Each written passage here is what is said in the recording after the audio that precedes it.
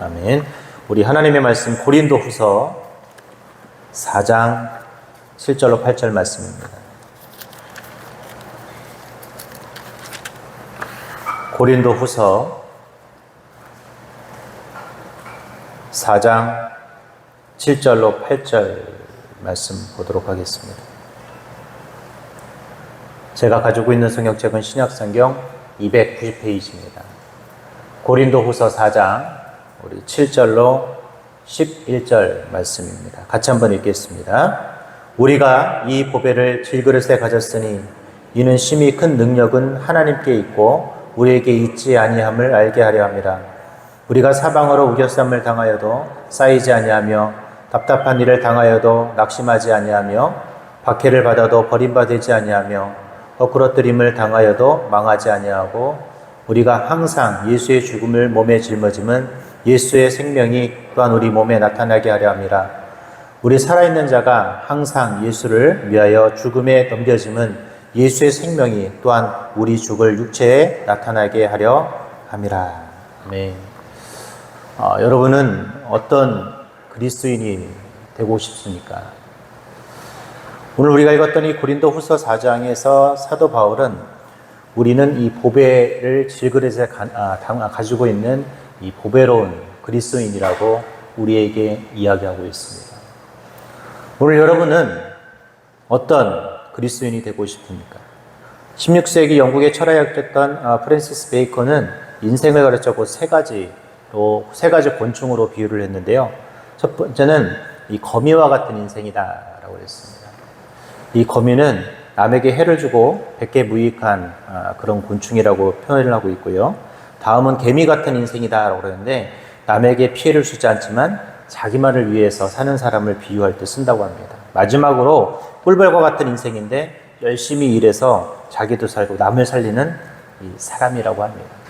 물론 이것이 다 맞진 않지만 오늘 여러분은 어떤 사람, 어떤 그리스도인이 되고 싶습니까? 우리는 모두 누군가 좀 필요한 사람이 되고 싶고 나도 내 일을 잘하고 싶어하는 이 꿀벌과 같은 그런 인생을 우리는 모두 살고 싶어 하죠. 오늘 그렇다면 사도 바울이 말하고 있는 정말 이 꿀벌과 같은 인생이자 이 보배로운 그리스도인의 삶은 어떤 삶일까요? 오늘 우리는 고린도후서 4장 7절로 11절에서 그 보배로운 그리스도인이자 꿀벌과 같은 그리스도인의 삶은 어떤 삶인지를 한번 좀 나눠볼 수 있기를 바랍니다. 첫 번째로 우리가 보배로운 사람이 되기 위해서는 우리 중심에 예수 그리스도를 모시고 있다는 사실을 알아야 한다는 것입니다. 오늘 읽었던 본문 7절에 보니까 우리가 이 보배를 질그릇에 가졌으니 라고 했어요. 여기 성경에 보니까 질그릇에 뭘 가졌다? 이 보배를 가졌다. 이 보배가 무엇입니까? 바로 예수 그리스도라는 것입니다. 오늘 저와 여러분의 마음속에 여러분의 삶 속에 누가 담겨져 있어요? 주님이 담겨져 있다는 것입니다. 내가 무엇을 가지고 있느냐에 따라서 그 그릇은 또 그것은 엄청난 값어치가 달라지게 되어 있어요. 어떤 유튜브를 보니까 여러분 누가 그림을 하나 그리는데요. 세상에 그 유치원생이 이 그리는 그림보다 더 못 그리는 그림을 그리고 있어요. 난 성인 남자인데. 그런데 더 웃긴 건 뭔지 아십니까? 그 사람의 이름이 밝혀지는 순간 그 그림은 값어치가 수천억에 달했습니다. 누구일까요? 피카소였습니다. 피카소가 여러분 그림 진짜 못 그리거든요. 누가 보면 유치원생보다 더 못 그리는 그림을 그리는데 그 그림을 딱 그렸는데 처음에는 막 웃더라고요, 사람들. 근데 그 이름이 딱 밝혀지는 순간 사람들은 우와 했습니다. 그림도 누구 손에 그리느냐에 따라서 그 값어치가 달라진다는 것이죠. 오늘 여러분은 누구를 담고 있어요? 예수 그리스도를 담고 있는 그릇이라는 것입니다. 요한계시록 3장 20절에 보면 볼지어다 내가 문 밖에 서서 두드리노니 누구든지 내 음성을 듣고 문을 열면 내가 그에게로 들어가 그와 더불어 먹고 그는 나와 더불어 먹으리라. 내가 예수님을 내 마음속에 모시는 순간 주님이 저와 여러분과 함께 하시게 될 것이고 우리는 가장 보배로운 축복의 사람이 될 수 있다라는 것입니다. 자, 그러면 여러분은 보배로운 사람입니까? 아닙니까? 기회가 아니에요. 우린 보배로운 사람이에요. 이미 여기 적어도 이곳에 앉아있는 사람은 예수 그리스도를 나의 구주로 고백하시잖아요. 이 말은 나는 누구를 모시고 있는 거예요?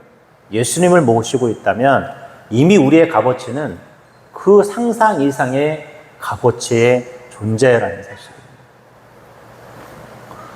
오늘 여러분 하루를 살아가면서 내가 얼마나 보배로운 사람인지를 잊지 않고 살아가셨으면 좋겠어요. 우리는 때로 나의 값어치를 너무 정말 무가치한 사람, 무익한 사람처럼 우리는 여기고 살 때가 많습니다. 내 존재가 너무나 미미하게 느껴지고 나는 아무것도 아닌 것처럼 느껴질 때도 많습니다. 그런데 왜 그럴까요? 그것은 바로 예수님을 내 안에 담고 있다는 사실을 잊고 있기 때문에 그렇습니다. 어떤 노숙자가 노숙 생활을 하고 있는데 이 사람이 왜 노숙 생활을 하는가 봤더니 이 사람 통장에 돈이 들어있는데도 그것을 잊어버리고 사는 사람이 있었답니다. 그 통장 안에는 수억, 수십억의 돈이 들어있는데도 불구하고 그것을 잊은 채 그냥 노숙 생활을 하는 것이죠. 또 어떤 사람은 어떤 악기를 하나 들고 노숙 생활을 했는데 나중에 이 사람이 죽고 난 후에 보니까 그 사람이 들고 있던 악기가 수백억짜리였대요. 여러분, 자신의 가치를 인정받지 못하면 우리의 인생은 불쌍한 인생이 됩니다. 오늘 여러분이 살아가는 내 삶은, 여러분의 모습은 주님이 있기에 최고의 가치를 지닌 존재들입니다. 오늘 주님께서 저와 여러분을 최고의 가치로 만들어 놓았음에도 불구하고 내 가치도 모른 채 오늘 우리는 살아가고 있지는 않은지 한번 되돌아볼 수 있길 바랍니다. 오늘 여러분 그래서 당당하게 하루를 사셔야 해요. 어딜 가든지 주눅 들지 않았으면 좋겠어요. 나는 돈이 없으니까, 나는 명예가 없으니까, 나는 건강하지 못하니까, 내 가족은 이러니까, 이런 것이 여러분의 삶의 기준이 되어서는 안 된다는 것이에요. 주님이 저와 여러분 안에 있느냐 없느냐가 우리를 판단하는 기준이지, 내가 가지고 있는 것이 그것의 유무가 나를 판단하는 기준은 결코 아니라는 사실을 잊지 않았으면 좋겠습니다. 오늘 여러분 꼭 기억하십시오. 예수 그리스도를 내 그릇 안에 가지고 있기에 우리는 보배로운 사람이라는 것입니다. 두 번째로 어떤 사람이 보배로운 사람일까요? 그것은 바로 성령이 충만한 사람이라는 것입니다. 오늘 8절 9절에 보면 우리가 사방으로 우겨쌈을 당하여도 쌓이지 않으며 답답한 일을 당하여도 낙심하지 아니하며 박해를 받아도 버림받지 아니하며 거꾸로 뜨림을 당하여도 망하지 아니한다라고 그랬어요. 여러분, 성령이 내재되어 있는 사람은요, 결코 어떤 상황, 어떤 어려움과 역경 속에서도 그것을 이겨낼 수 있습니다. 성령 충만한 사람은 어떤 상황에도 절대 지지 않습니다. 왜? 성령이 함께 하신다라는 그 사실 하나만으로도 그는 용기 백배하며 싸울 수 있기 때문에 그래요. 그런데 왜 우리는 집니까? 여러분 어제 왜 지셨어요? 여러분의 삶 속에서 어제 왜 낙심하고 낭망하고 왜 좌절하면서 우리는 어제를 살았을까요? 그것은 내 안에 계신 성령님을 우리는 인정하지 않았기 때문이라는 것입니다. 내가 힘들 때 나와 대신 싸워주시고, 나 힘들 때 나의 손을 잡아주시고, 나와 항상 함께 하시며 나의 길을 항상 같이 가주시는 그 성령님을 우리는 늘 잊고 살아가고 있다는 것입니다. 늘 성령 충만하지만 막상 성령님과 함께하는 삶을 살지 못해요. 한번 물어보겠습니다. 성령은 한 번 받을까요? 계속 받을까요? 단회성이에요. 여러 번 받아야 돼요. 성령은 한 번 받으면 되는 거예요. 그럼 성령 받은 증거는 뭐라고 그랬죠? 여러분 성령 받으셨어요? 안 받으시면 손 들어보세요. 다 받으셨어요? 어떻게 받으셨어요? 성경에 성령 받은 증거가 뭐라고 그랬습니까? 이 성령으로 말미암지 않고는 예수 그리스도를 주라 시인할 수 없다고 그랬어요. 자, 우리 1번에서 제가 첫 번째에서 예수 그리스도를 품은 질그릇은 이미 우리는 보배로운 존재라고 말씀을 드렸어요. 자, 그렇다면 여러분은 이미 예수님을 믿고 있는 존재니까 성령님이 있습니까? 없습니까? 있는 거예요. 내가 예수 그리스도를 시인할 수 있는 건 아무나 할 수 있는 일이 아니기 때문이에요. 성령님이 여러분에게 예수 그리스도를 주라 시인하게 하지 못하면 할 수 없는 거예요. 근데 나는 예수 그리스도를 주로 시인하고 계시잖아요. 이 말은 다른 말로 말하면 성령님이 여러분 안에 계시기 때문에 우리는 그 성령을 의지하면서 오늘 하루를 살아가고 이겨낼 수 있다라는 것입니다. 그런데 왜 여러분은 어디지셨어요? 왜 어제는 누군가 불평하고 미워했고, 왜 우리는 내 환경 속에 늘 좌절하고 넘어지고, 왜 나는 이 모양이 하면서 우리는 살아가고 있습니까? 그것은 바로 성령님을 의지해야 함에도 불구하고 그 성령을 의지 않고 내 힘을 의지하고 내 생각을 의지하기 때문이라는 것입니다. 오늘 여러분은 철저하게 성령님이 내 삶을 움직이고 그 주님의 손을 붙잡는 일들을 하셔야 합니다. 내 생각은요, 조금도 있어서는 안 된다라는 거예요.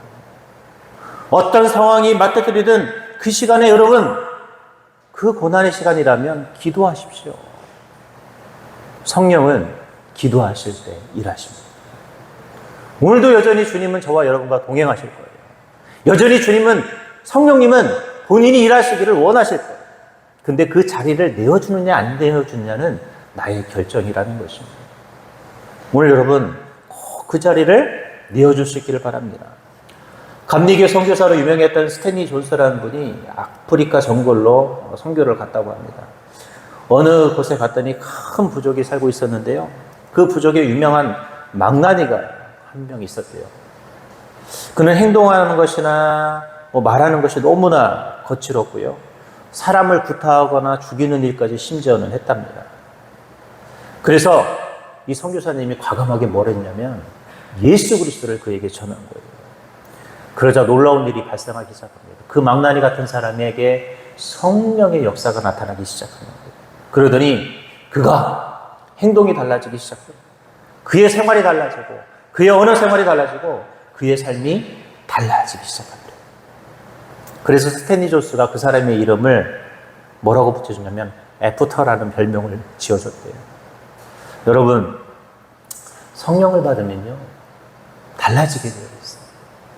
내가 누군가를 미워했던 것이 사랑으로 바뀌고, 내 앞에 놓였던 장애물이 뭘로 보일까요? 장애물처럼 보이지 않아요. 내 앞에 역경과 고난이 역경과 고난으로 보이지 않고 그것을 이겨낼 수 있는 것으로 보이게 되어 있습니다. 여러분은 자꾸 성령님이 일하실 수 있도록 내 자리를 내어주시기만 하면 돼요. 이미 내주에 있는 그 성령님 안에 성령님께 내 모든 것을 맡기시고 오늘 그냥 그저 살아갈 수 있기를 바랍니다. 그러면요, 여러분, 내일이 와요. 내일이 온다니까요. 오늘 우리 여러분 성령 충만할 수 있기를 바랍니다. 마지막 세 번째로 우리가 어떤 사람이 보배로운 사람이냐면 늘 주님의 고난을 묵상할 수 있는 사람이라는 것입니다.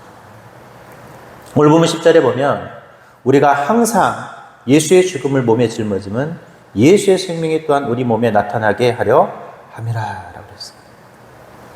여러분, 예수님의 고난을 묵상하는 것이 왜 중요할까요?